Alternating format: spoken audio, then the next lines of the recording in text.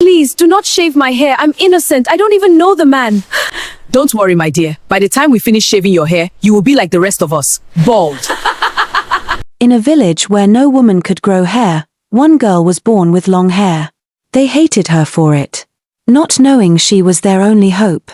Once upon a time, there lived a village known as the Bald Village. At first glance, the village looked ordinary. Mud houses stood in neat rows. Narrow footpaths connected homes to farms and streams. Children ran barefoot, chasing one another in the dust.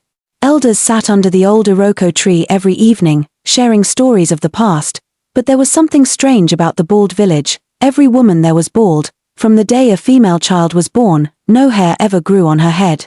Not as a baby. Not as a child. Not as a grown woman. Generation after generation. The women of the village remained bald. It had been that way for so long that no one questioned it anymore. Baldness was their identity. Baldness was their fate. Then one day, fate broke its own rule. Her name was Zara. The day Zara was born, fear entered the village. The midwives screamed when they saw her. One of them nearly dropped the baby. Tiny strands of black hair covered the child's head, thick and full, shining under the lantern light. It was something none of them had ever seen before. Before anyone could ask questions or seek answers, tragedy struck. Zara's mother died immediately after giving birth. Her body grew cold while the baby cried loudly beside her. Confusion filled the hut. Morning came quickly. Barely a month later, Zara's father fell ill. No herbs worked. No prayers helped. He grew weaker by the day until death finally took him as well. By the time Zara was old enough to recognize faces, she had already lost both parents. According to tradition, she was sent to live with her closest relative, her aunt Mama Vero. Mama Vero accepted her, but not with love. Mama Vero had a daughter of her own named Vero, a girl who was bald like every other female in the village. From the very first day Zara entered the hut, Mama Vero felt a sharp pain in her heart.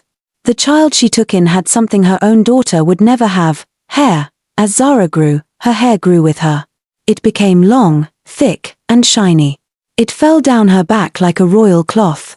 Whenever she walked, people turned to look. Whenever she bent her head, sunlight danced on her hair. The women of the village noticed. Some admired her openly. "Zara, your hair is beautiful," they would say. "Your hair looks like a blessing." Others admired her quietly, smiling while sadness sat heavy in their hearts, but some did not admire her at all. Mama Vero watched Zara closely every day.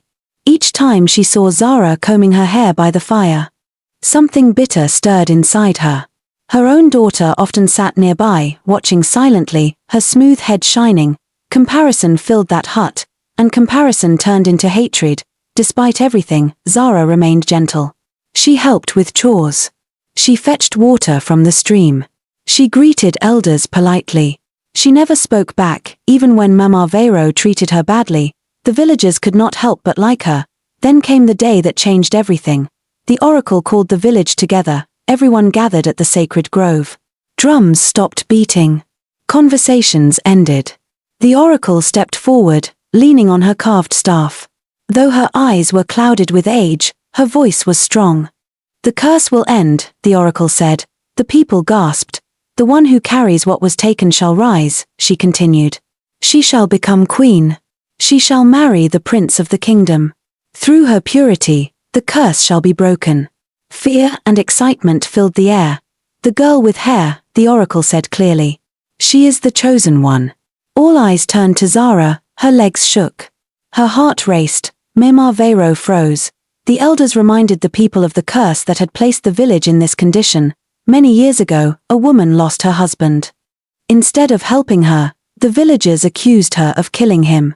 They dragged her to the village square, shaved her hair, beat her, and humiliated her. They banished her from the village. As she left in tears, she turned back and cursed them. "You have taken my dignity," she cried. I curse you today. You will become bald from generations after generations. And so it happened. Now Zara stood as hope, but hope can also be a threat. Every praise Zara received made Mama Vero angrier. Each time people spoke of the future queen, jealousy burned deeper inside her. She knew one thing: if Zara lost her purity, she would lose everything. That was when Mama Vero made her decision. One evening, Zara returned from the stream. She was tired and thirsty. Mama Vero handed her a drink, smiling sweetly. "Drink this," she said.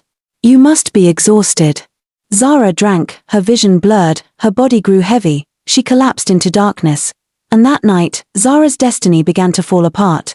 Zara woke up suddenly to loud shouting. At first, the voices confused her. Her head felt heavy, her eyes burned, and her body felt weak, as if strength had been drained from her. She tried to sit up, but before she could understand what was happening, a sharp pain hit her shoulder. A stone. Another followed, striking her leg. Zara screamed. She opened her eyes fully and realized she was surrounded.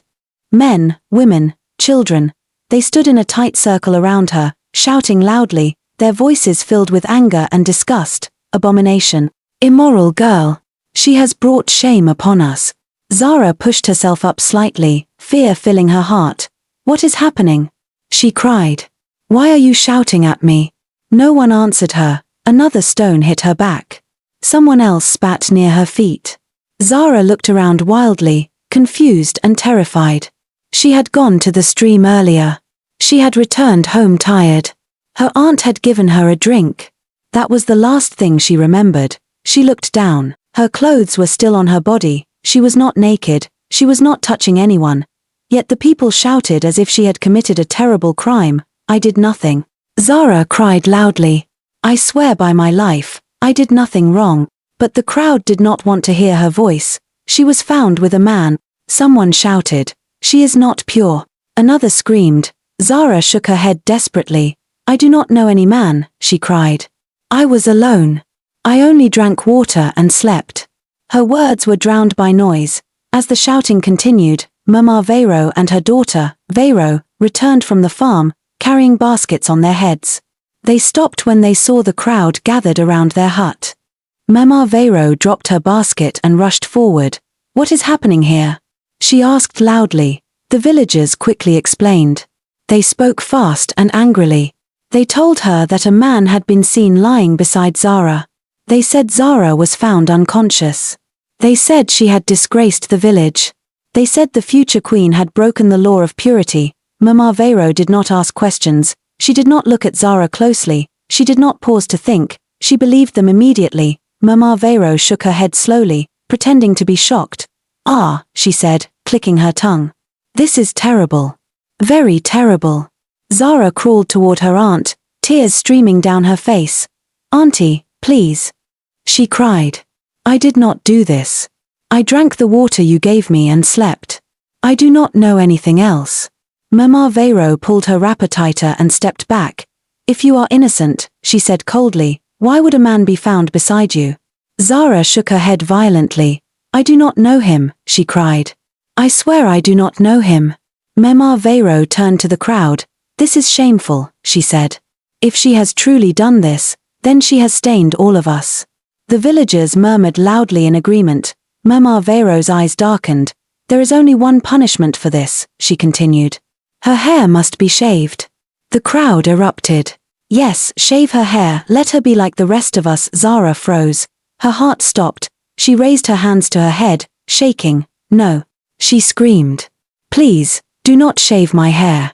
I did not do this.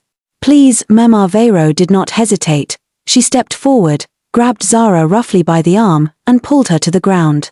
Another woman joined her. Zara struggled, screaming and crying, but they were stronger. "Auntie, please," Zara cried. "Have mercy on me." Mama Vero ignored her. She held Zara's head firmly while the other woman brought out a sharp blade. Zara felt the cold metal touch her scalp. She screamed. She begged. She cried until her voice cracked. "Please, I am innocent," she cried. "Please." But they did not listen. Mama Vero pressed her down harder. The blade moved. Strands of Zara's long hair fell to the ground. With each stroke, Zara felt something tear inside her. Her heart broke with every cut. Tears ran freely down her face as her hair dropped in heavy clumps onto the dusty ground. The crowd watched. Some shouted in approval. Some turned away. Some watched silently, their faces unreadable. When it was finally over, Zara's head was bare. Her scalp burned. Her body shook. She collapsed on the ground, sobbing uncontrollably. Mama Vero stood up slowly, breathing heavily. Inside her heart, satisfaction filled her like warm fire. It is done, she told herself. Let us see how a bald girl will become queen. The crowd soon dispersed. By morning, the village had moved on. Zara was no longer greeted. No one praised her anymore. Children pointed at her and whispered. Women avoided her path. Men looked at her with judgment. She stayed inside the hut. She stopped singing. She stopped smiling. She stopped dreaming.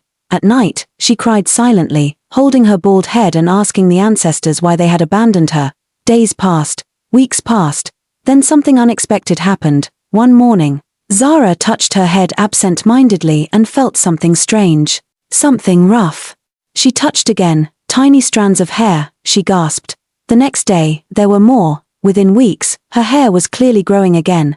The village noticed. Whispers spread like wildfire. How is her hair growing? She was shaved for immorality. She should be bald forever.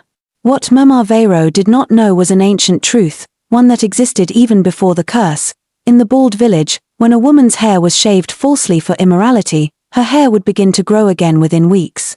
Only a truly guilty woman would remain bald forever. Fear entered Mama Vero's heart. She stopped sleeping well. She avoided people's eyes. She knew the truth was catching up with her.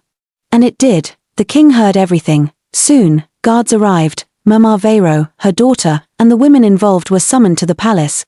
The king's anger shook the hall. Then the man who was paid to lie beside Zara was brought forward. He confessed. Mama Vero fell to her knees. The truth was exposed. Zara was cleared. Justice was served. And as Zara prepared to marry the prince, Mama Vero and her daughter worked under the sun, carrying water and firewood for the wedding. They tried to stop, as Zara stood in royal cloth, her hair flowing once again. On the wedding day, drums filled the air.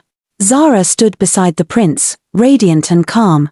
As the drums sounded, the procession began. Zara walked gracefully, her head held high, her steps firm and proud. The villagers watched in silence, a mixture of awe and shame in their eyes. When she reached the throne, the prince took her hand. Together, they knelt before the king, who blessed the union and declared that Zara was now the rightful queen, the one destined to lift the curse of baldness. At that moment, something remarkable happened. Women across the village began to notice tiny strands of hair sprouting on their heads.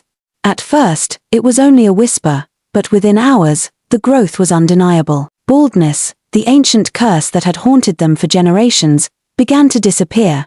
The people gasped in wonder. Her hair. Her innocence. It healed us all, someone whispered. And indeed, the prophecy had been fulfilled. Zara, pure and unbroken, had broken the curse simply by the being herself. Meanwhile, Mama Vero and Vero could only watch in disbelief.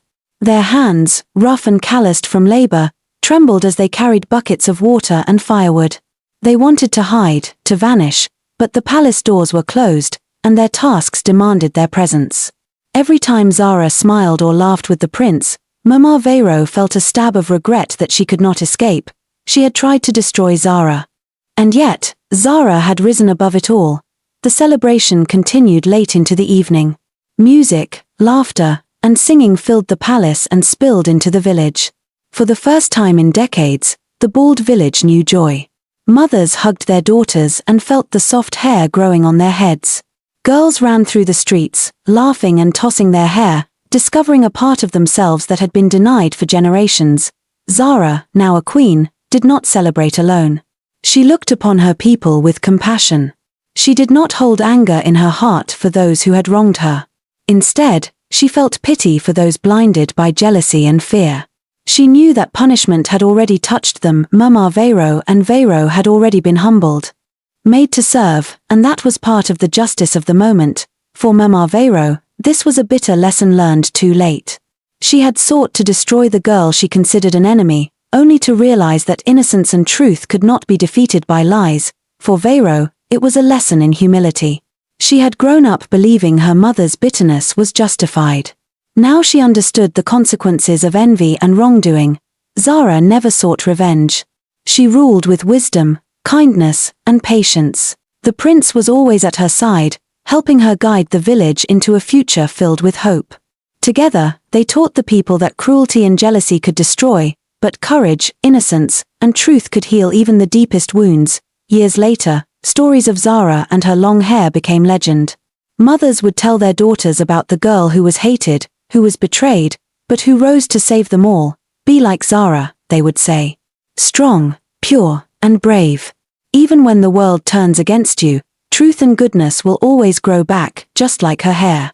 And so the bald village became a place where women could grow hair, where children could play freely, and where jealousy and hatred were remembered only as lessons of the past. Zara's name lived on, not as a girl who suffered, but as a queen who healed a village, who forgave when she could have hated, and who proved that innocence and truth were stronger than the darkest curses. The prince and Zara ruled for many years. Together, they guided the village through joy and prosperity. The people never forgot how one girl's courage and purity had broken a curse that had lasted for generations. And Mama Vero and Vero? They learned the hardest lesson of all: envy destroys not only the one it targets, but also the one who harbors it. Zara stood on the palace balcony one evening, watching the sun set over the village. Her hair flowed in the wind, her heart full of peace. She had been hated, betrayed, and wronged, but she had also triumphed. She had survived, she had saved the village, and she had become the queen she was always meant to be. And for the first time in the village's long history, there was no curse left to fear. The village was free, and Zara, the girl who had been hated for her long hair, had finally found her place, shining brighter than anyone could have imagined.